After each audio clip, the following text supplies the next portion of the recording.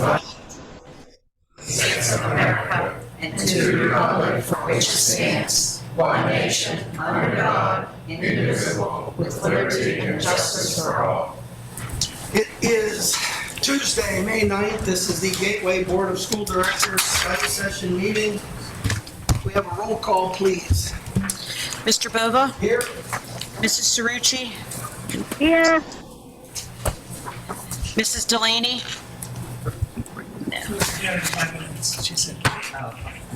Okay. Mrs. McBride? Here. Mrs. Mungo? Here. Mr. Ritter? Here. Dr. Singh? Here. Mrs. Warning? Here. Mr. Williams? All righty, we had an executive session at 5:30 to discuss personnel and security matters. First on our agenda is Tim Conley with the JROTC program. Just come up there to the podium, sir, tell us a little bit about what you got. Sure. Well, I guess through a roundabout way, you guys had expressed interest. I'm not sure how that came about or how it all. Okay. Okay, so and I don't know where you were in the process, but just a little background on me. I was Air Force retired for 27 years, and then went right into Air Force Junior RTC out of retirement at Plum School District, where I do Dr. Rossi there. And then Norwin started a program 14-15 school year, and then retired from there in 2020. So still substitute teaching. I'm helping.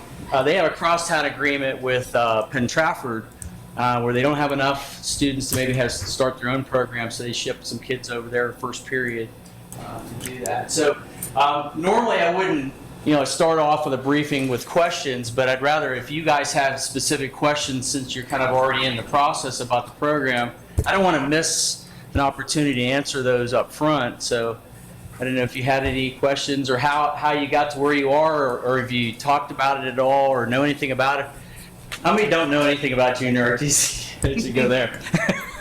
I could provide maybe a little bit of Okay. history. In years past, we've had a couple times over a 10-year period where individual students may have an interest in it.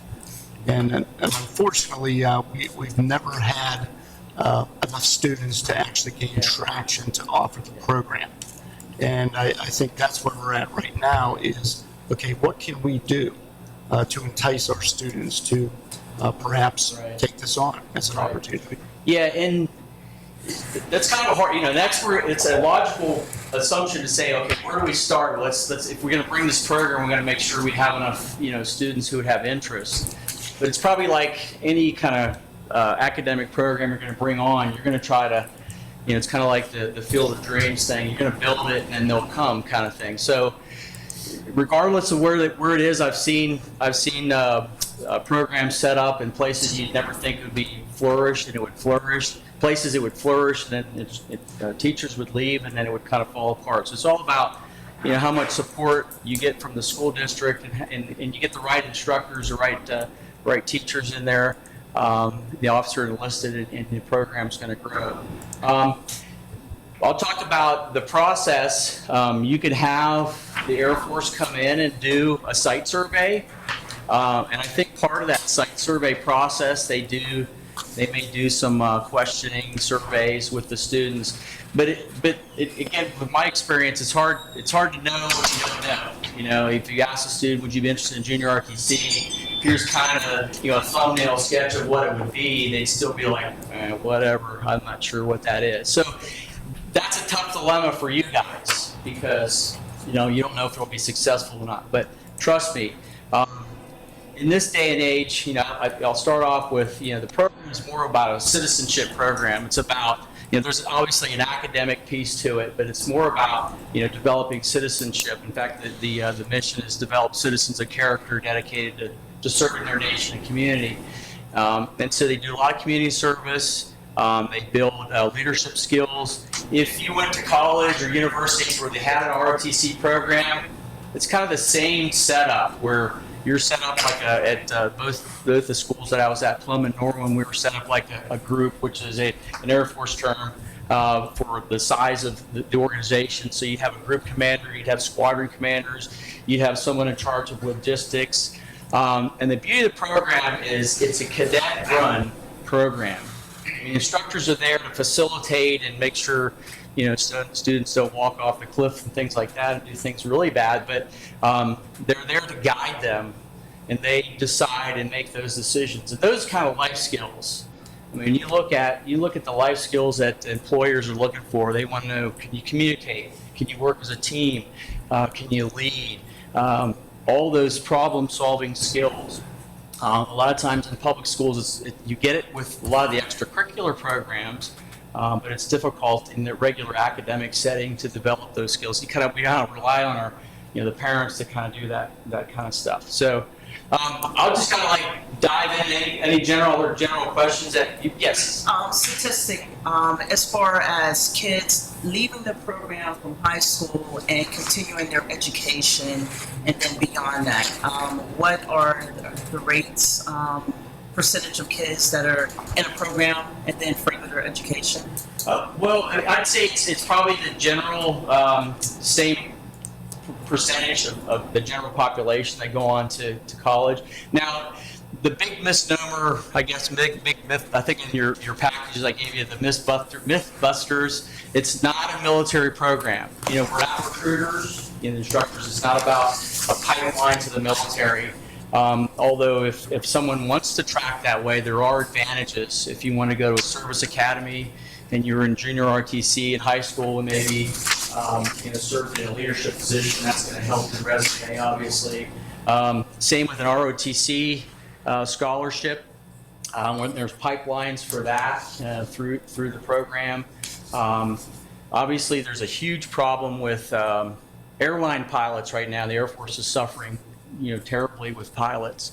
So there's a pilot scholarship program that started like 3 years ago. So the cadets that get selected, they go during their junior year for 4 months or 2 months at a college that offers a pilot program. So they get their private pilot's license when they get out.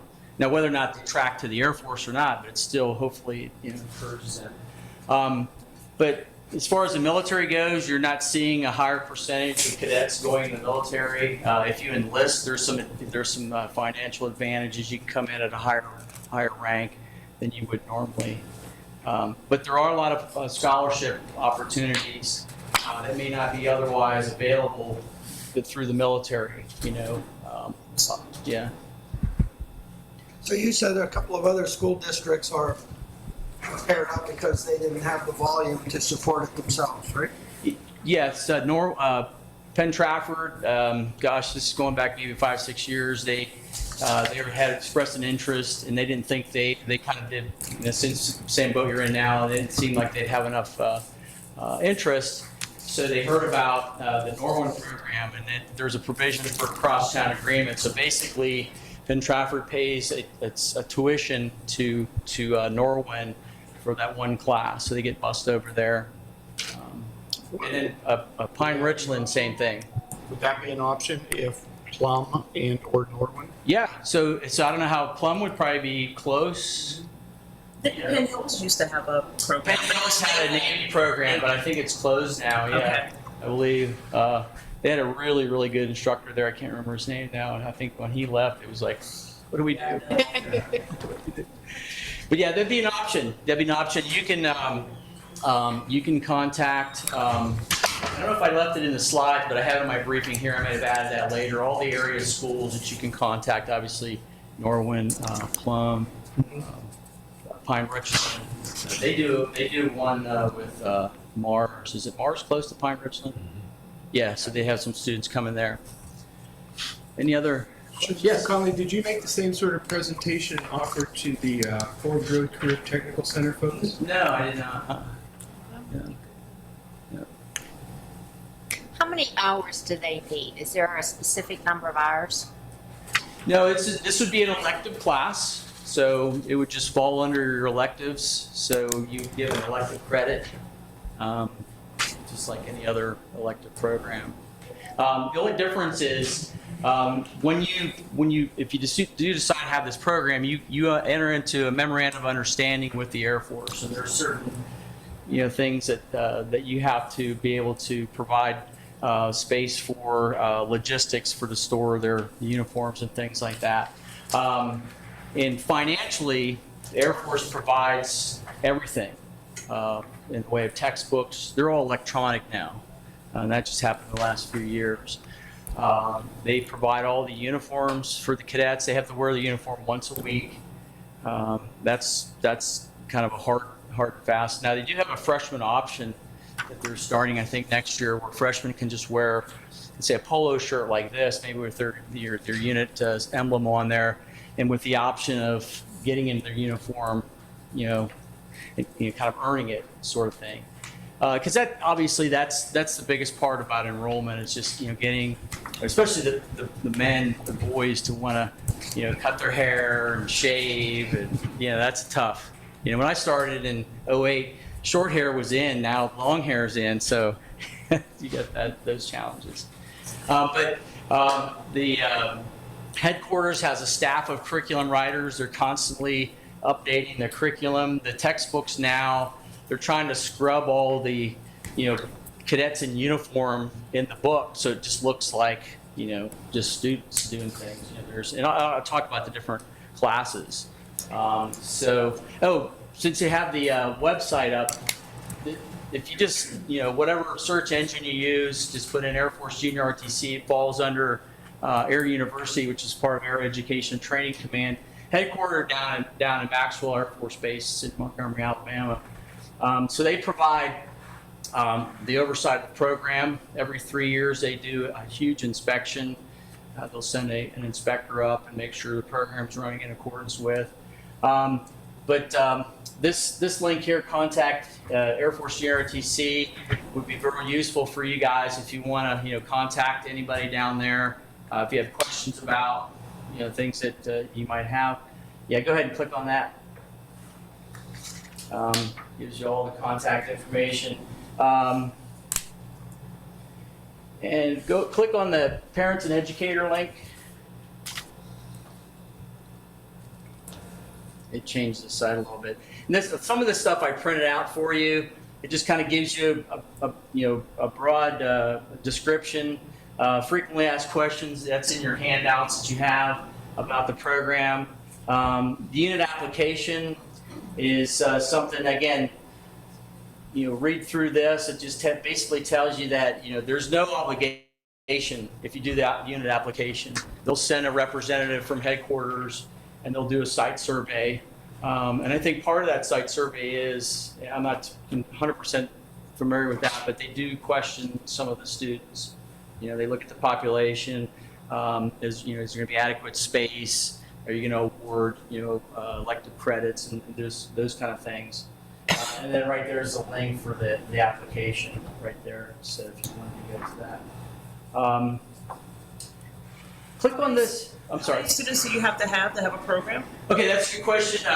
Because the financial piece, and this is the bonus. I mean, you don't have a program where you're bringing in money. You're going to bring in money with Air Force Junior RTC. What they do is, let's say I retire as an Air Force Chief Master Sergeant at 30 years. If I'm making, say, $3,000 a month in my retirement, basically they take half of that, and that is part the Air Force pays, and then the school district pays the other half. So basically, you're getting a teacher for half salary, in a sense.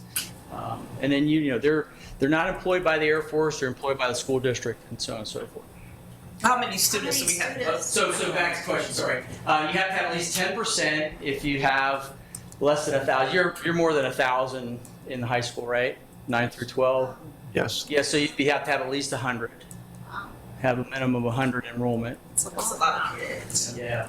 And they have to be in. So the program, you said it's an elective. So do they commit for so many years, or can they do it 1 year and not do it the Great next? question. Yeah, you can do it 1 year. In order to get the kinds of benefits, let's say you wanted to enlist in the Air Force, to come in as an Airman First Class, which is a pay grade E3, you have to do at least 3 years of the program.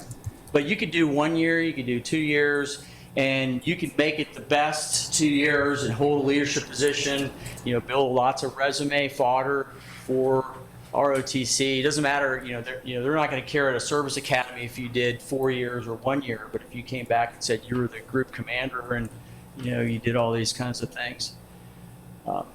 Let's go to the slides real quick. I know we're probably short on time. I just wanted to show you a couple things on the curriculum.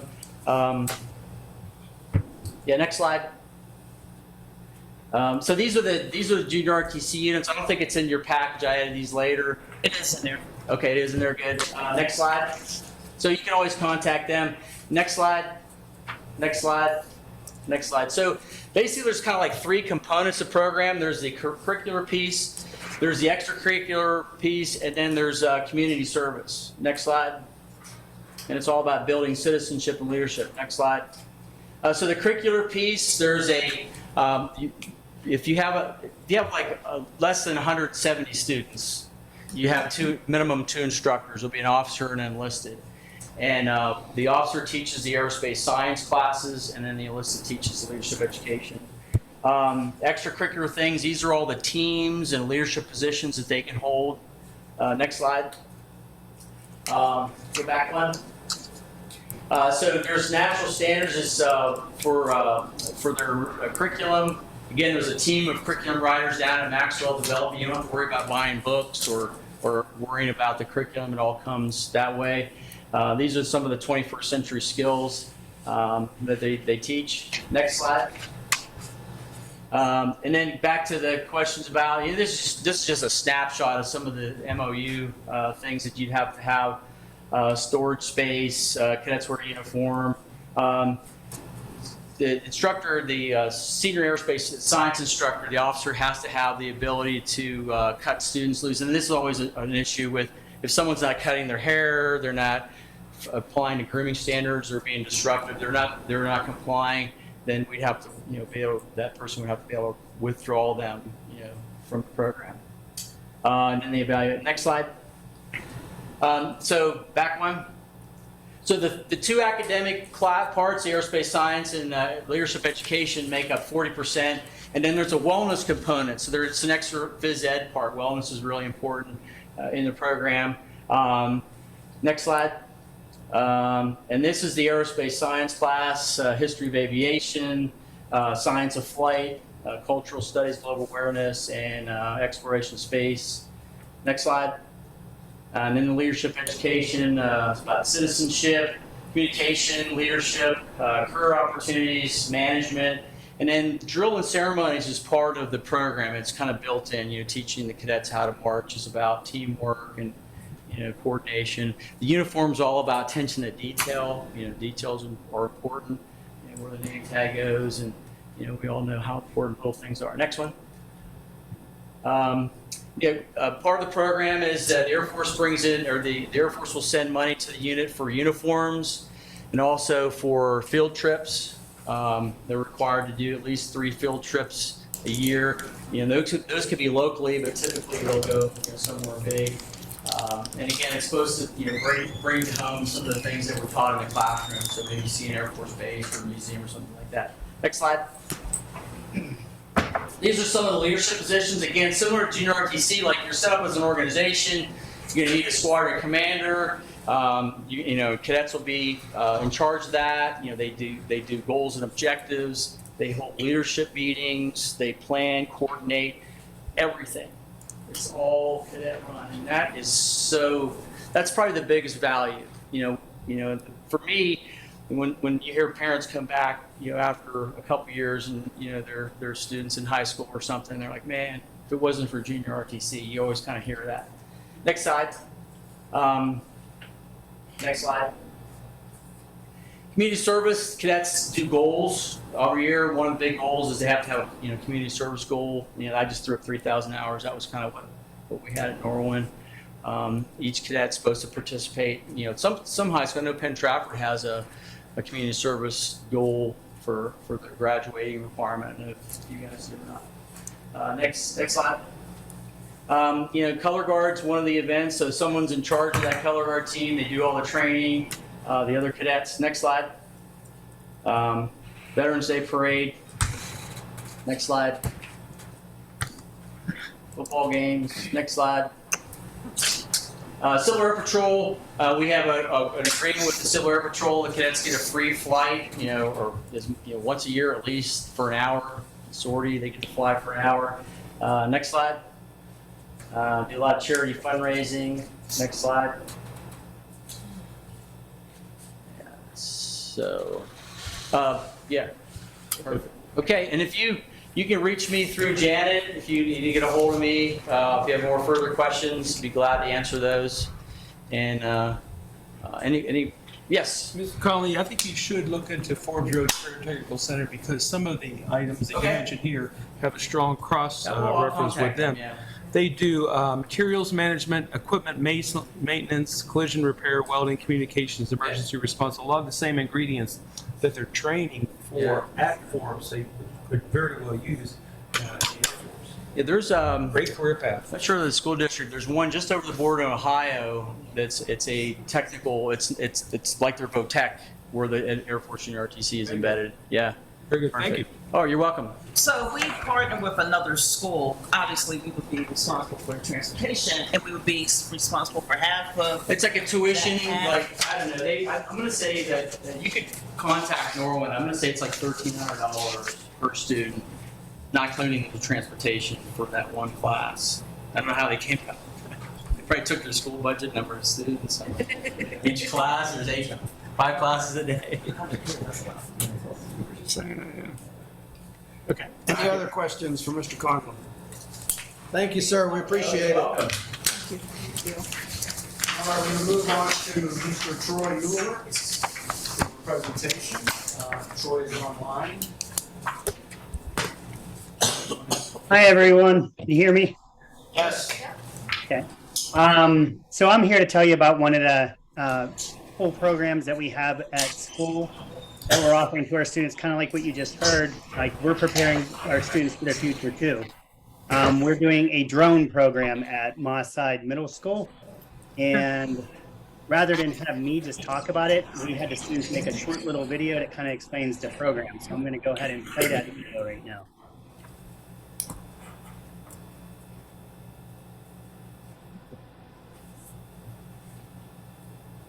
Actually, I got to share my screen first. Hang on one second. If you like, I can pull it up. No, I got it. Share sound. We got it.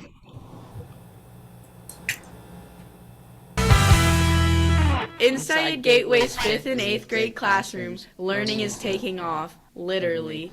Over the past 2 school years, we have participated in the innovative Build, Fly, and Code program offered by FTW Robotics. This program is designed to provide students learning opportunities and a comprehensive plan for computer science education.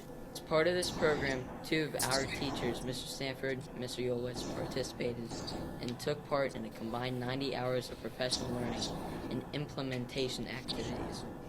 Utilizing Parrot Mambo drones, these teachers learned how to build a drone from the ground up and earn their pilot wings through the science of flight. In addition, they learned to use the FTW code to manipulate the drone's flight using coding commands and programming. After the teachers received this training, it was time to pass on this knowledge to the Gateway students. We started by helping our students build and fully assemble the Parrot Mambo drones. This was no easy task, but with patience and knowledge, we had a working drone. Now it was time to test our drones. We used our iPads and Free Flight mini app to pilot our drones using drone flight movements such as roll, pitch, yaw, and throttle. It was extremely fun to fly these in the gymnasium and test out our drones and piloting skills. But that wasn't even the best part. We then were able to use our iPads and the FTW coding app to program these drones. The students were able to test out algorithms and write code to fly. The students learned so much as part of this program. Programming drones requires logical and critical thinking, which helps develop problem-solving skills. This activity helped develop computational thinking. Programming drones involves breaking down complex problems into smaller parts. This activity provides an engaging and practical way to teach students coding skills, which are in high demand in today's job market. This program stimulates creativity and innovation. Drones can be programmed to do a wide variety of tasks, which allows students to be creative and explore their ideas. It fosters collaboration. Programming drones often involves teamwork, which helps students learn how to collaborate with others to achieve a common goal. Programming drones provides students with real-world experience in fields such as engineering, robotics, and computer science.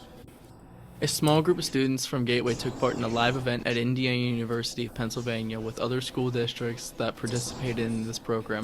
During this event, our students had the opportunity to challenge their drone programming and piloting skills by participating in some stimulating challenges and games.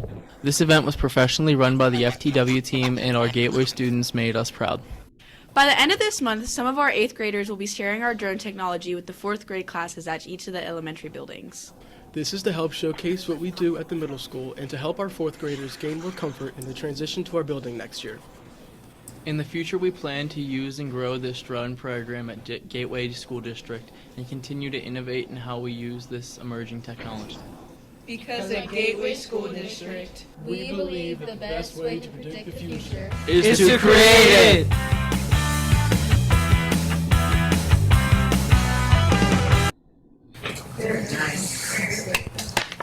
So that is a little bit about the program. I didn't want to take a lot of your time today just to kind of explain. I thought it's better if you just capture it in video.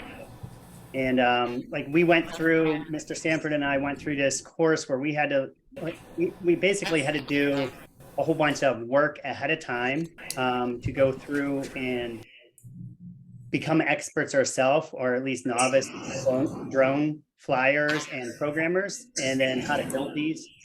And then we took that knowledge and passed it on into our students. And so this program, these drones didn't cost the district any money. It's sponsored by For to Win Robotics, which that kind of appealed us to the program because we get to keep the drones now. They're ours to keep after participating in this program for 2 years.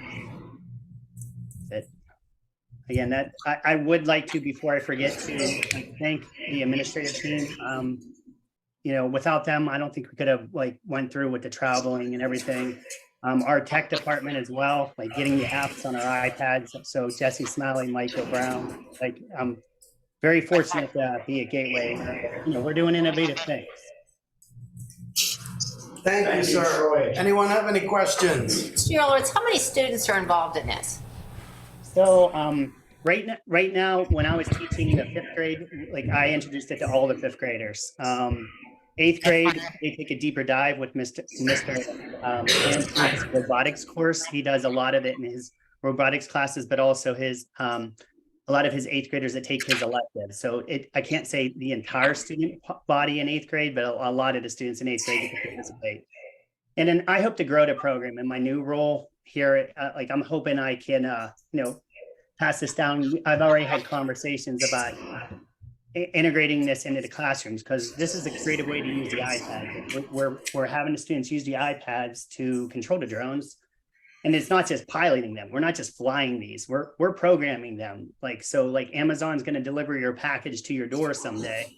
The students can practice programming these drones to go and land on a certain spot, pick it back up, and come back to where they started.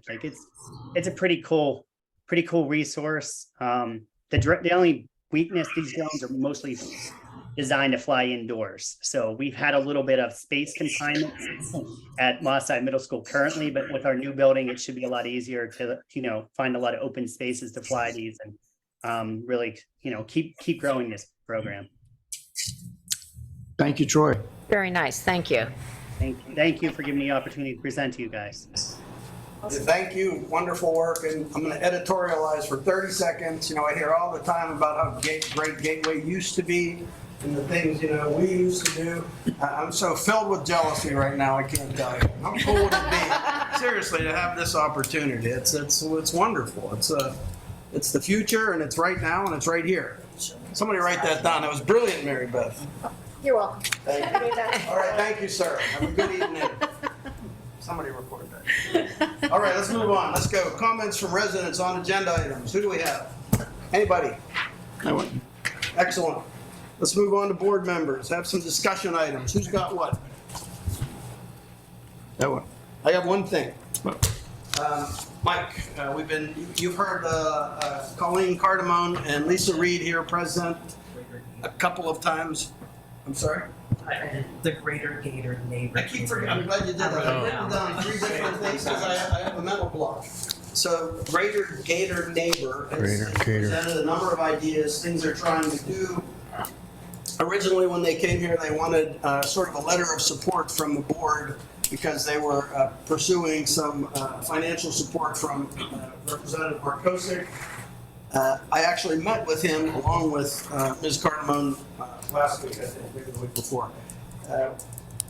Further conversations have led us toward the utilization of the Gateway Foundation, and they've talked to Mike Zarellis at length about how that might work. So can you take just a minute or two to explain that, Mike? I've spoken to Colleen several times on a daily basis.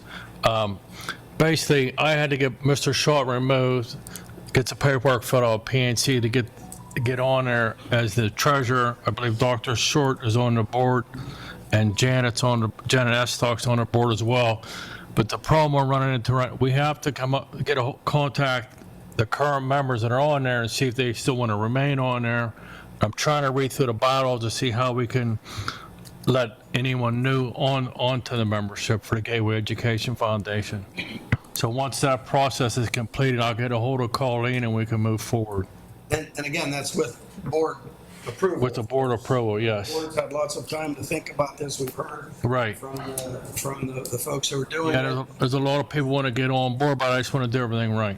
Understood. Would the board's approval be to have them be part of the foundation? Appoint new members, right. So this foundation has been around for years. Right. And it's been fallow. But it has an existing board. Right. So Reconstituted. we need, right. Right. If we want this to go forward in this way, that board has to be reconstituted. Exactly. I guess that should be done in any case because we have a foundation that's of no value. There's money in there. No, I think we have to decide if this is what we want to do, yes? If we want, we want Greater Gator. You appoint them. No, we have This board would approve the reopening of the Gateway Ed Foundation. Right. With And new that- members after the old members would either elect to stay on or Right, or resign, right. There are bylaws for foundation, right? Right, yeah. That's my understanding. Right. send those out on the board. Sure.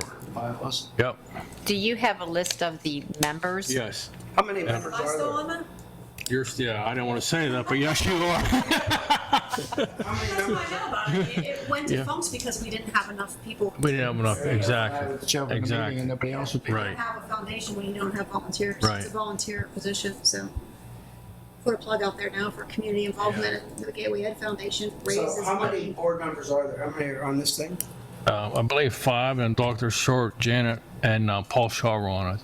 So they make 8 or? Well, no, there's a board of 3 people, which is Dr. Short, the treasurer, which will be me, and Janet as the secretary.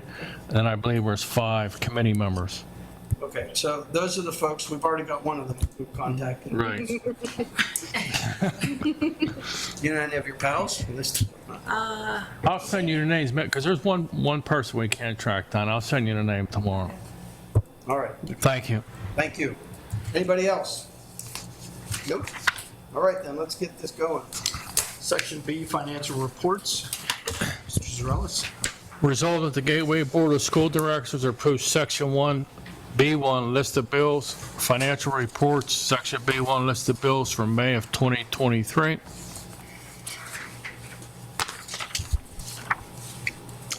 Section D.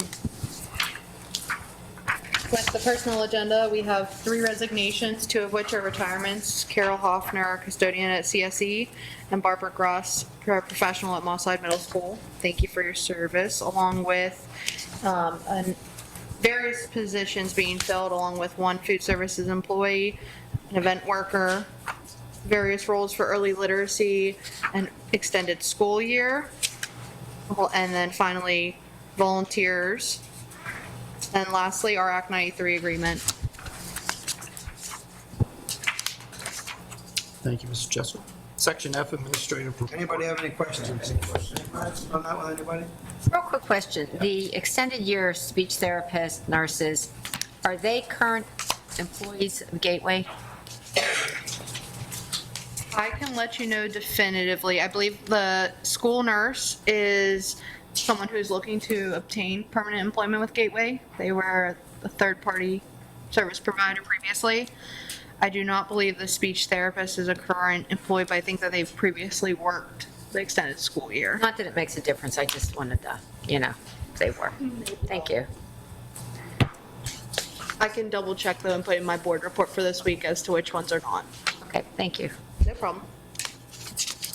Any other questions? Nope.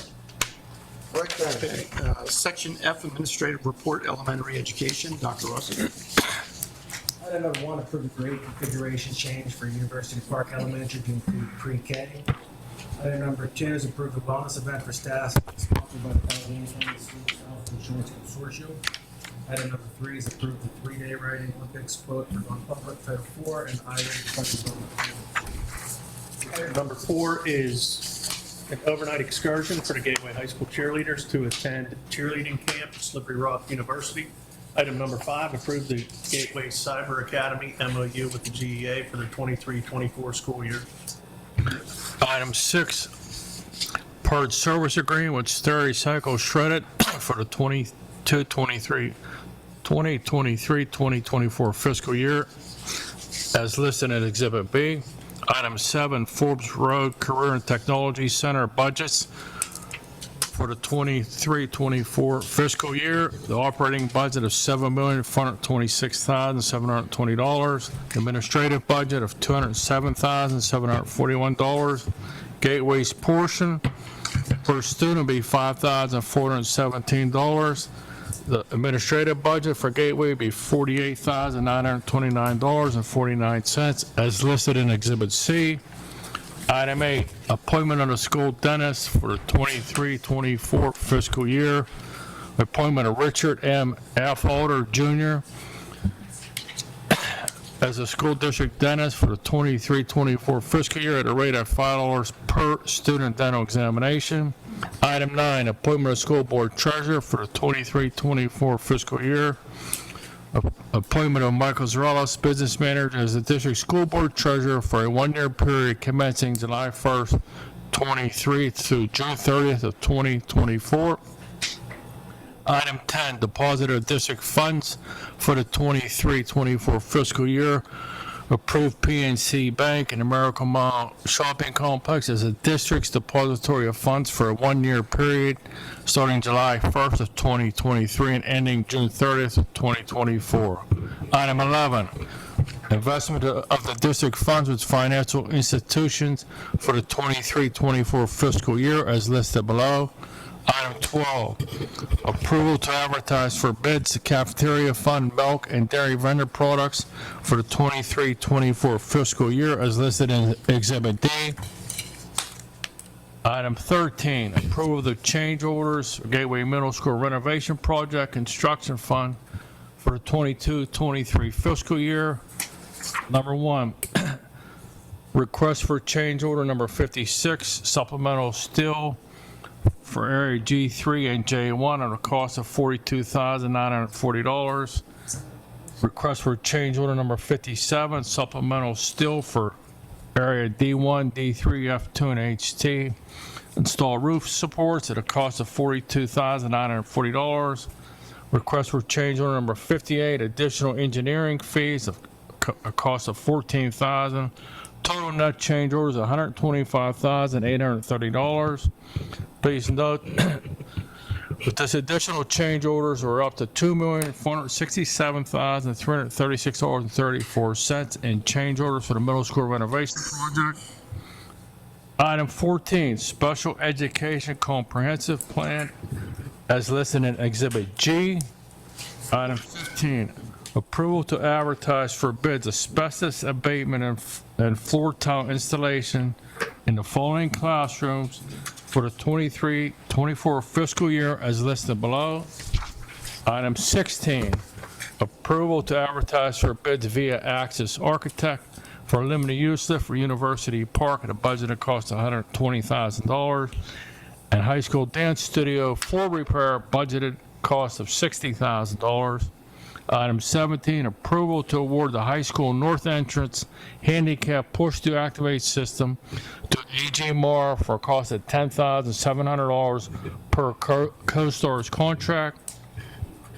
Last but not least, item 18, approval to award the door replacement at University Park in Evergreen for a total cost of $19,749 to AG Morrow per CoStar's contract. I'm sorry, item 19.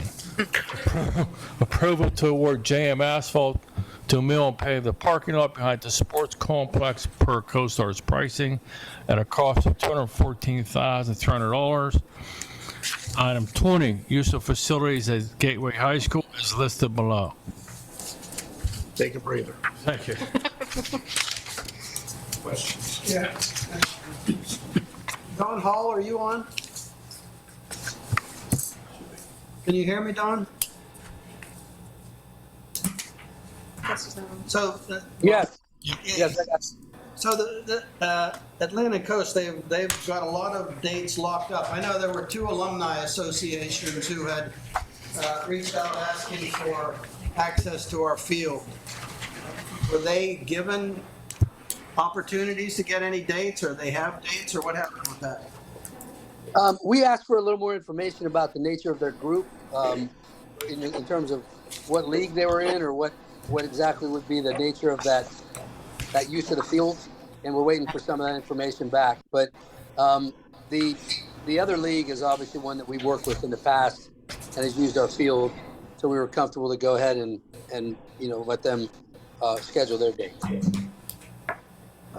Okay, I mean, it's understood. I know that those 2 alumni groups are former baseball players, some of whom have just kind of left the program in the last couple of years. So, okay. Yeah, like I said, I guess there was some question about the league or exactly who was playing. So we'll follow up, and I'll have a better answer for you next week. Do you have any other information, Mr. Brown? Question. The alumni group has been approved and they got their dates. We had to reset up their account. It's not 125, it's 99. And approved. Is there 25,000 missing? Monroeville baseball, we had a few conflicts. I have that to approve, but we were having some date conflicts because we knew this was also out there. So they're all going to have availability. Okay. So the alumni group, they've got all their stuff. It's done. It was this, which is a rental that we've used for ever since I've been here for tournaments.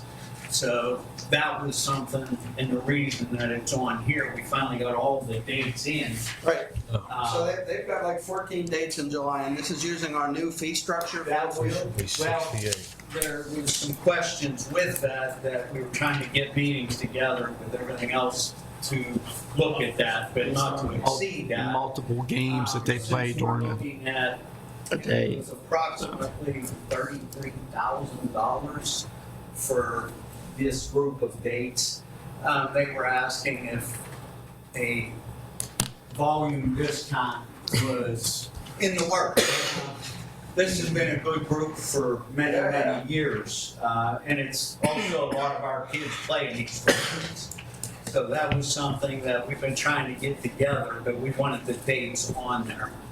So how do you guys determine the price?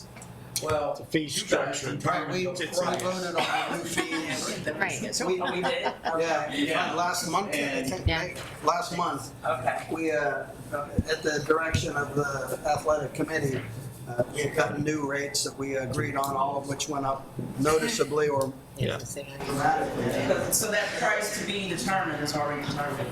No, Mr. Brown just said they were requesting a better number. discount. When you do Because this, they've got so many days, they're asking for. On the new fields? Yeah. Yeah, we're looking at anywhere from 8 to 12 days per day, 4 days, like Thursday, Friday, Saturday, Sunday.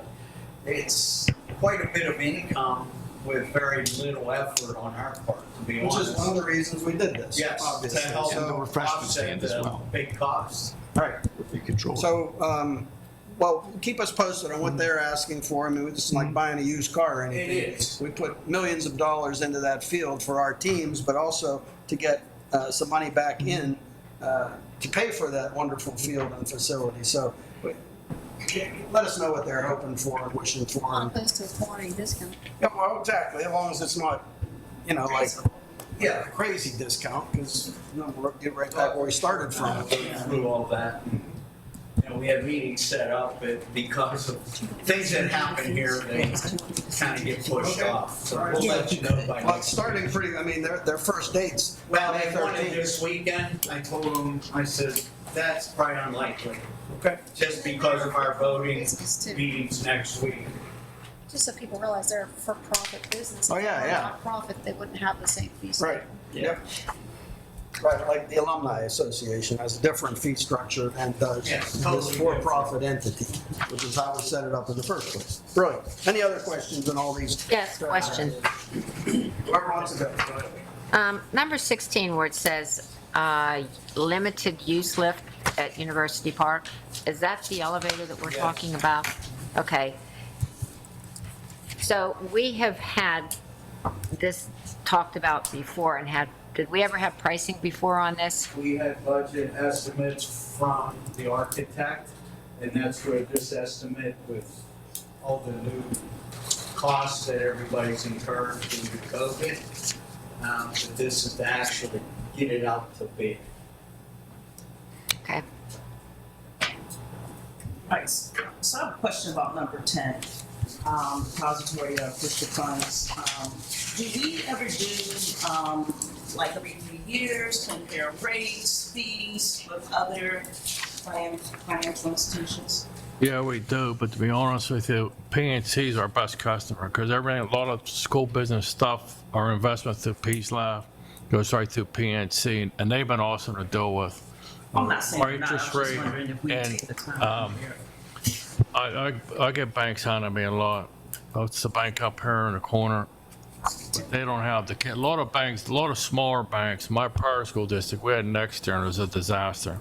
A lot of smaller banks can't handle the volume of stuff that we do with all the different accounts, all the transactions, all the wires. And one thing, PNC is very secure.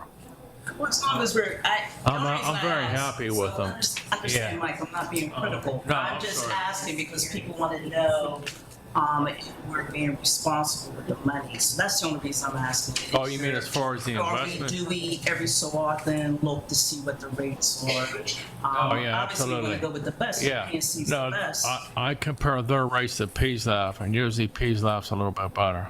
Not all the time. And then we do have some money up in Huntington Bank when their rates are better. Okay. Yeah. And my other question was 17. Is this the door that we, okay, that we had discussed earlier? Okay.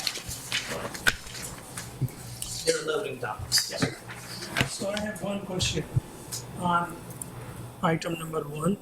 So what is the configuration? Grade configuration, I have no idea. It says approve the grade configuration change. So what is the grade configuration to start with and then change it? So the grade configuration will be the grades in the building. So currently it's kindergarten, first, second, third, fourth grade. Since we're adding pre-K, the state requires us to change the grade configuration to include pre-K to 4 instead of K to 4. Thank you. Another question. Back to 17.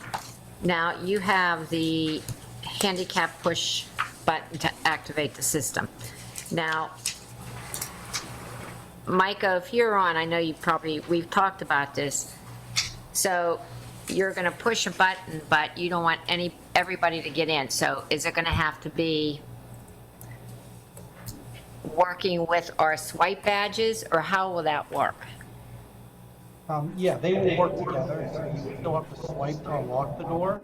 And then when you press the button to open it, then it will open automatically. But you won't be able to simply press the button because, yes, you will have to swipe beforehand. Will that be included in this price, or is that going to be additional?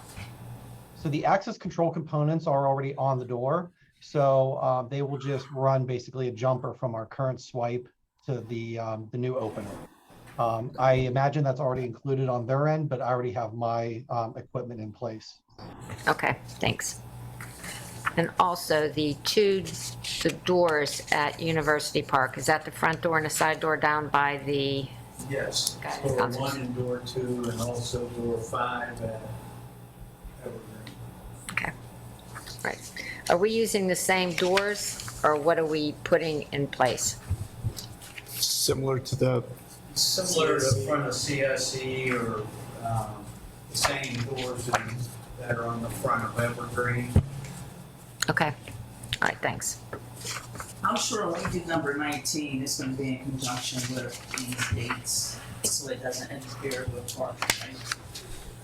I'm sorry? So 19, when we do the asphalt work. The asphalt behind the sports complex will take a couple days. Yeah, that's probably a 3 to 4 day job because it's deeper. But when that's finished up there, that parking lot needs redone. It needed redone before the work. Meaning no. So it's going to be impact during the summer. on No, the we would baseball not do tournaments. this. Yeah. Okay. That affects anybody else. Okay. So I said to him, I said, are we doing this and this? He said, even if it's one day, they can still park anywhere else. Just don't want to mess up the parking attendance. You won't be doing it until that field is done, correct? Correct. Right. It just takes time to get on their schedules. That's the reason for this being on there.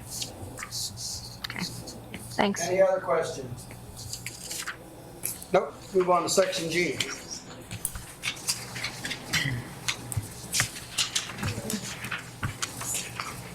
I'll bring it up.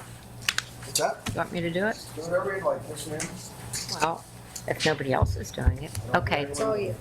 All right, this is an action item for a board member resolution, the final approval of revised board policy 006 that was placed on 30-day public display beginning Tuesday, March 21st, 2023 at the regular board meeting. It was on meetings, and what this was, for people that didn't know, is that we wanted all meetings, board meetings and committee meetings videotaped. And this is what it was on. But, okay, I have a but. But. Okay, but. Right, the way the old language is, it says a live broadcast or broadcasting as the board meeting is occurring will be televised when possible in an effort to inform the citizens of all district actions. Tapes, DVDs, or other electronic media will be maintained for a period of 1 year, after which time they will be destroyed.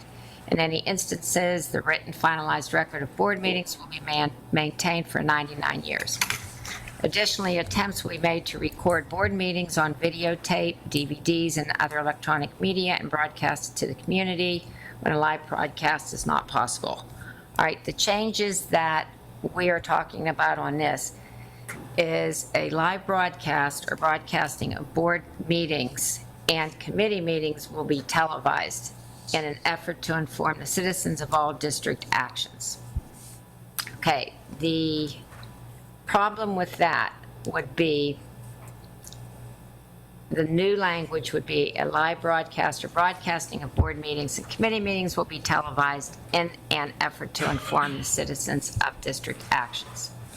So we are saying that we will be putting this up immediately after live, correct. But suggestion, talking with our tech director, he feels it should be a live broadcast or broadcasting of board meetings will be televised when possible in an effort to inform the citizens of all district actions.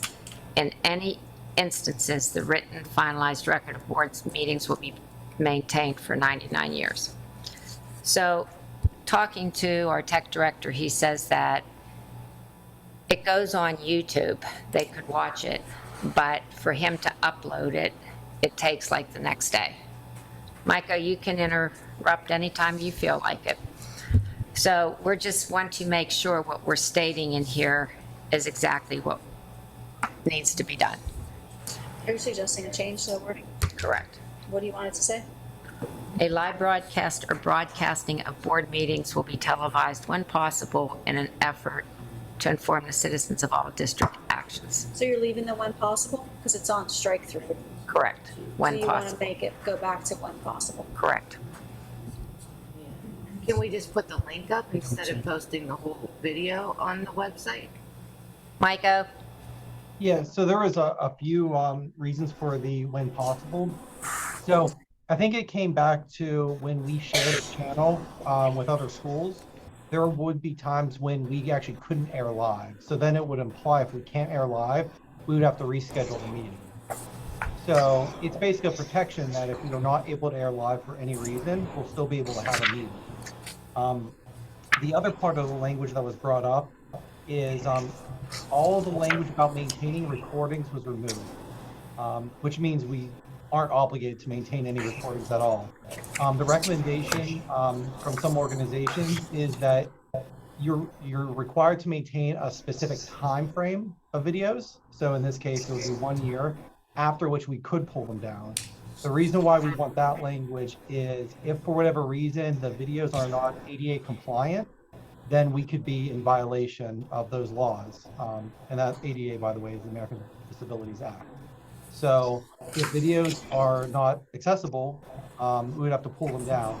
And if we say they're up there indefinitely, then we would have to make sure we're compliant indefinitely in the future. This lets us only have to maintain 1 year's worth of videos. And those could be spelled out in administrative recommendations or regulations. Yes. So the recommendation be to vote this down and next week provide new wording and we vote on a new 30-day display. Correct? Well, that's one way to do it. The other way to do it is just have Micah write it out and say, this is what we're going to approve next week. Does it have to go in 30 days again because you change it? Well, if the policy is maintained, We're not talking the about a AORs change. could be updated Okay.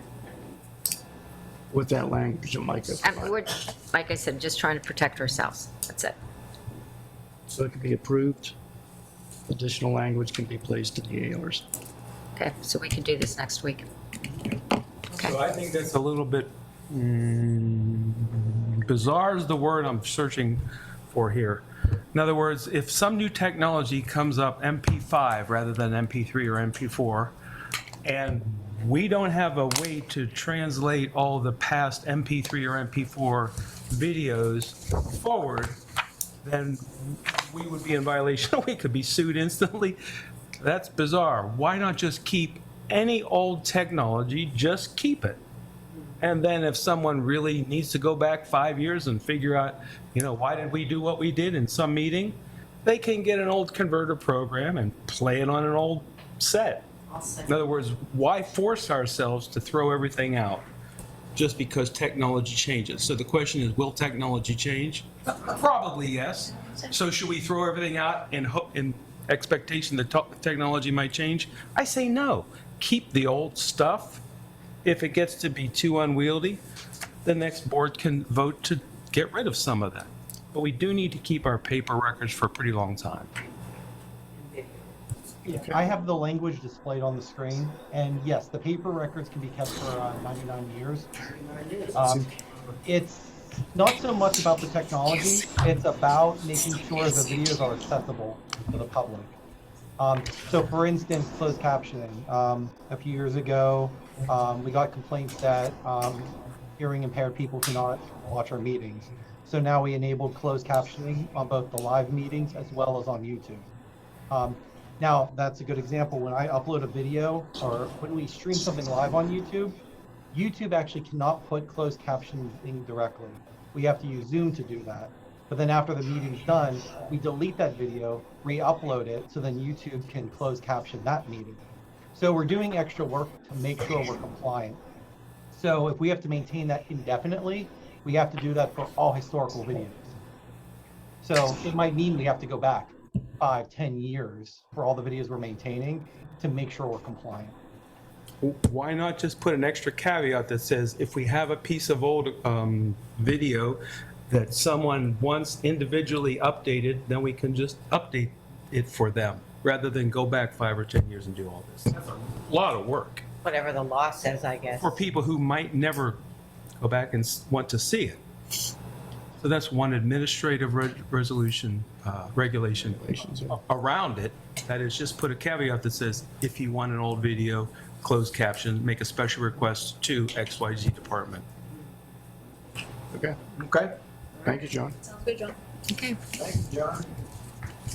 That IT stuff finally came through for us, huh? All right, what Just else do we have? Comments from residents on non-agenda items. Who do we have?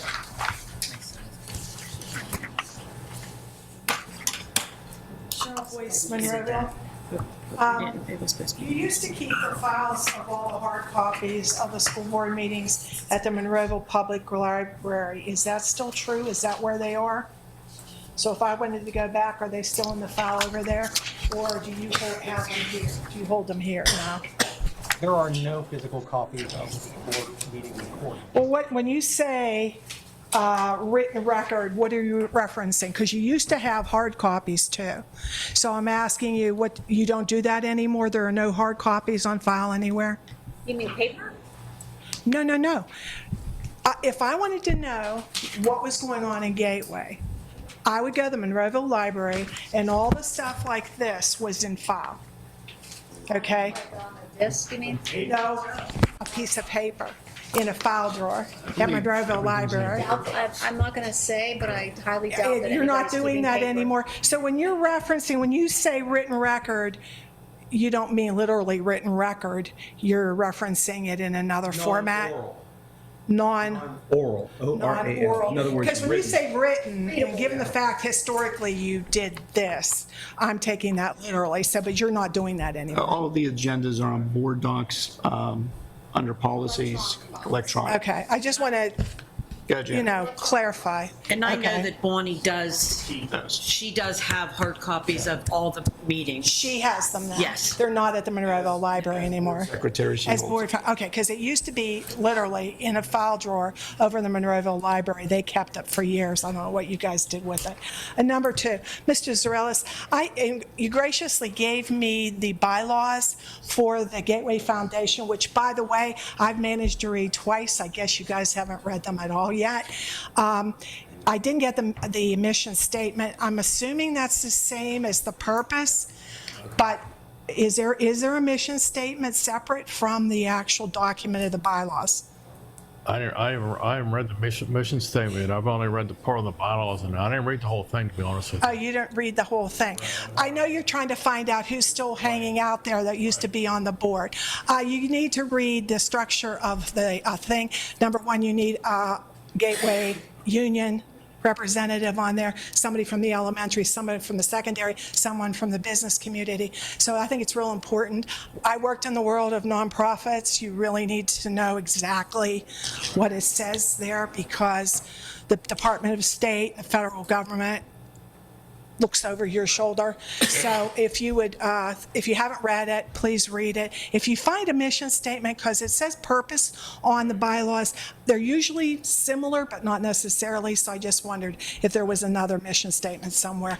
And one last thing, I'm just curious, where can we find, and this has to do with the agenda, and I apologize, the special ed stuff. Where can I find that? Is that online? It says Special Ed Comprehensive Plan. Is that online, gentlemen?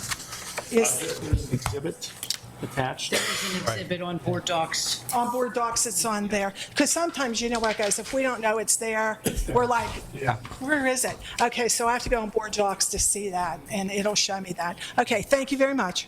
Thank you, ma'am. Yes, sir. Good evening. My name is George Lapswich, Monroeville, Pennsylvania. I'm just have a question. Where are we getting the 2.467 million with the extra money they need for the middle school? Is it coming out of the fund balance? That's actually part of the construction fund. It's part of the construction fund. When they took the bond out, they left extra money in there for change orders, different things of that nature. Is any of it coming out of the fund balance? No. No? It's all the bond. They took a bond out, I believe, for $50 million. 45 was for the Gateway Middle School project, and I think $4 million was for up here, and the other million was for other capital projects. Okay. Do you know what the grand total of the project is going to be now? No, because it's still a work in progress, to be honest with you. There's some things cost more, some things cost less because of shipping. There's a variety of issues. I mean, as But I believe everything's on track. The biggest cost that I've seen to date was a change order, was the terrazzo flooring. Thank you for your time. Thank you, sir. Anyone else? Are you saying yes? I'm not very financial, but when I saw 2 million in change orders, I thought, like how much was, I drive by there, I'm a Garden City resident, and I wondered, I have no idea how much the total cost of that structure. Whole project? Ballpark Yeah. figure, 40-some percent. It's going to be $45 million. The biggest part of that change order, like I said, is the terrazzo flooring, which I believe was almost $2 million. It was more than 1.2. 1.2 million. And then, obviously, when they start building, they run into different. The biggest thing we ran into is getting supplies in. Things were changing, and they're adding things on, making it look better. We should do this now. There's a lot of things that were overlooked. And the engineers, the architects, when the contractors are doing it, they ran into this problem, that problem, and the best. We're trying to spend every dollar wisely for the taxpayers, believe me, and do it right. People that aren't involved. Right. We wondered, like, oh, what was the next bidder, the next lowest bidder? Was it more than $2 million difference? Oh, yeah. Yeah, everything was put out the bid when the project started. We're actually lucky. We got the bond at a very low rate right before COVID. I think our bond rate was like 1.99. Historically lowest ever. Ever. So we, The bidding process. Yes. Was Yes. the next lowest bidder more than $2 million difference? Oh, yes. Selected. Oh, yeah, absolutely. But we didn't spec out terrazzo floors at the time for anyone. So we basically upgraded the floor. Yeah. When we examined the flooring, last flooring that went in over here at CSE, Cleveland Stewart Elementary, was a vinyl tile floor. And it's nearly 10, 11 years old. If you walk through that building right now, you'll see cracks. It's basically falling apart. And looking at that product and recognizing that to do that at the Gateway Middle School, we would just be pouring money back into it within 7, 8, 9 years. Because of the weather, the salt, the winters we have, when you go up to the high school and also over here at this building, you'll see terrazzo floors which are 50, 60 years old that haven't been touched. So They get new wax on them every year, don't they? So the only real question is why weren't the terrazzo floors in the original plan? And There's the an reason alternative, is we were beginning this project during COVID. And there were endless questions and concerns about how finances would change, how the cost of things would change. The vinyl tile was obviously much less expensive. As we proceeded and got a feel for the economy and the cost of things, the suggestion was made that as much as we all hate change orders, and when we started this project, we were pretty emphatic about no change order, and you see how well it worked. Yeah. But in this case, 50 years versus 7 or 8 is worthwhile. And it's also even a safety issue. Those vinyl tile crack, one day they're not cracked, the next day they are. People are trooping across them. In retrospect, would have done the terrazzo from the beginning, and we wouldn't be looking at such a big change order number. People were trying to be as careful as they could with the dollars, and sometimes, penny wise, pound foolish, I believe is the saying. So that's why that number looks so bad. Well, at least you don't have to say it was COVID, and building materials, you're actually saying it. Well, those certainly were a factor. We got lucky on some things. We got lucky on the weather for the past year, which allowed the project to stay pretty close to being on schedule. But yeah, those things all factored in. We were waiting for steel beams at one point. Yeah, still waiting. Steel beams, all of a sudden we couldn't find it. When we found them, the price had gone up dramatically because not everybody has a steel beam in their back pocket, So. Isn't this a steel city? It used to be. It's not now. It's Eds and Meds, Ms. Cerrucci. You know that. I know. Anyone else? Anyone else have anything? Nope. Okay, let's head over to our superintendent's report. busy month ahead of us. May is always the highlight of the school year. We do have our prom coming up this Friday. It will be at, I almost said Heinz Field, but Acrisure Stadium.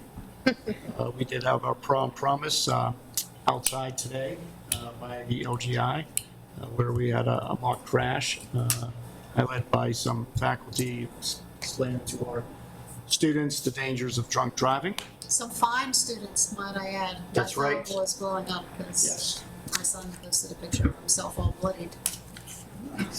Acting. Number of end-of-the-year concerts, both choir and orchestra, also our senior awards night. We do have Forbes Road CTC certificate ceremony, 17th, here at Gateway High School Auditorium, Robert A. Reed Center for Performing Arts. And the culminating event, of course, is our graduation ceremony commencement, May 31st at 7 p.m. Rain date is June 1st, but we don't like to talk about the rain date. Thank you. Thank you, sir. Sit over here, committee reports. You guys have anything? Dr. Ross and Dr. Jakey? Nothing, thanks. Nothing. Nope. Socrates, you got anything for Good. me? Socrates. Nope. Oh, and that's actually Mr. Zarell's middle name is Socrates. I just want you to know that. Spectacular. Not a philosopher, I'm a number cruncher. How about you, Ms. Jessel? Good to go. Thank you, sir. Mr. Ritter? 4 things. Yes, We've sir. got the voting delegates for the hybrid delegate assembly for 2023. We've got to name a volunteer to go out there. It's going to be Saturday, November 4th, 2023, out near Harrisburg. I would like to volunteer myself to be our delegate. We need to vote on somebody and then submit our selection by August 25th. So if we could do that, that'd be great. We could do it tonight or next. I say let's do it right now. All in favor? Mr. Ritter. I second. Mr. Ritter's been nominated and seconded. Any questions on that? You will do a fine job. No, all in favor say aye. Aye. Thank you. I will go out. Next. Perfect. The PSBA's 2024 legislative platform is being thought through right now. So we need to, this team here needs to think about the existing 2023 legislative platform. In other words, what things do we want to knock on the legislators' doors? What things do we want to tell PSBA Transportation. to go knock on the legislators' doors and help our schools with? So we need to submit our proposals by June 30th. That's about a month and a half. And then if we have any changes that we want to make to the existing language, we can also submit that as well. So that'll occur November 4th, 2023. We need to do that by June 30th, 2023. So we all have access to the hyperlink that gets us that document that we can review. Next, Mamma Mia school play. I went. It was terrific. I laughed. I cried. I tried to sing. They quieted me down. But it was a great school play. Who all went? I went. Oh, I did too. Wow. Way to go, kids. And the last thing is we have the regular policy update. Schedule needs to be updated a little bit. We wanted to try to have the zeros and the 100s meet next week. We've gotten a little behind ourselves. We've got a lot going on here in May, so Dr. Short and I thought maybe it would be good. Let's just push those off until June. We have a lot of dates in June that we could have some of those meetings. June 1st, 5, 6, 7, 8, 12, 14, and on and on. So what we need to do is just go ahead and pick some of the dates, have some of the meetings, update some of the policies, propose it, get it on the 30-day review, and roll those out one at a time as we go through the zeros all the way up to the 800s and 900s. So does that sound good to everybody?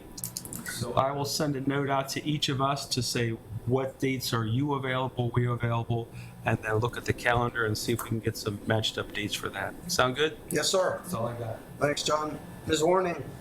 Yes.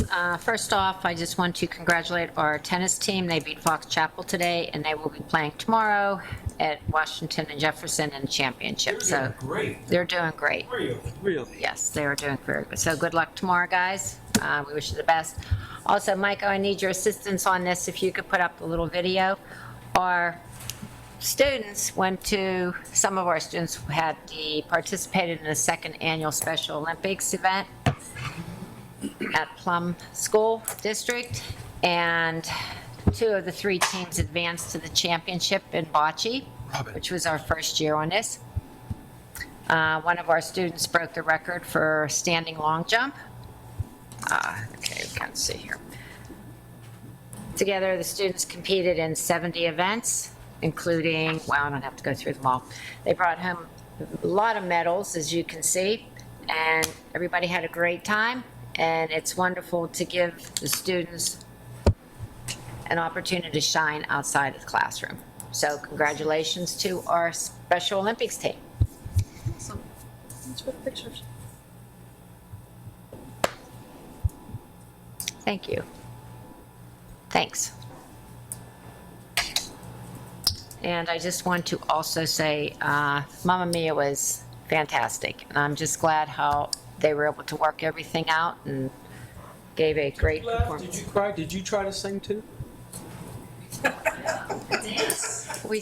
And you know what? And two of the students are up for the Gene Kelly Award.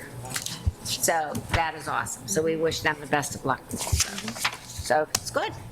And to our juniors and seniors, have a great time this weekend. Be careful. Enjoy yourselves. That's it. Hi, Mrs. George. How about you? Well, I second the comments on Mamma Mia. Given all that the students have been through the last year, it's just an amazing way to show that you're overcomers, and they did a fantastic job. I saw several musicals, and by far Gateway was the best. And that's not even biased. It's just Mr. Ritter, I would say transportation and charter reform. Say it again. Transportation and charter reform for your agenda would be my input. Thank you, ma'am. Ms. Mungo. No, we're actively working on the back to school event, so. Oh, wonderful, yeah. A lot of people have mentioned that. It's a great idea. Dr. Singh, you have a poem for us? So City of Asylum Institution in the city of Pittsburgh is having a Pittsburgh International Literary Festival. I think delete the international part, but Pittsburgh Literary Festival. It should be pretty nice. It's in the Theological Building in Highland Park. Yeah, Saturday all day, 10 o'clock till 4. I'm sorry, Saturday? All day, yeah. This Saturday? Yeah. Okay. Going from 10 to 4 or something. And, so it should be exciting. Thank you. Thank you, sir. I want to say Happy Mother's Day. To all the moms here. Mother's Day. Don Hall, Coach Hall, do you still want to weigh in on the tennis team? No. Yes, I know Val mentioned that we had a great result today against Fox Chapel. We're the 3 seed in that team tournament, and we just beat the 2 seed to advance to the final against North Allegheny tomorrow. Very exciting. They won the section. Now they have a chance to win the Whitfield. In addition, our first Whitfield championship of the year was Whitfield doubles. Zidane Hassan and Adam Memeji won the Whitfield Championship and 3A tennis doubles championship to bring home a couple gold medals to Gateway along with that trophy. So we're trying to follow it up. Now they're going to go to states in doubles. And now the team, by virtue of being worst case scenario, the runner up in the Whitfield, best case, the Whitfield champion tomorrow, they're also going to go as a team to states later this month. So very exciting time for Gateway tennis. Wonderful. Thank you. I have nothing, so do I hear a motion to adjourn? Make a motion. Motion made, seconded, all in favor, say aye. Aye. Opposed? Thank you, everybody. Have a good week.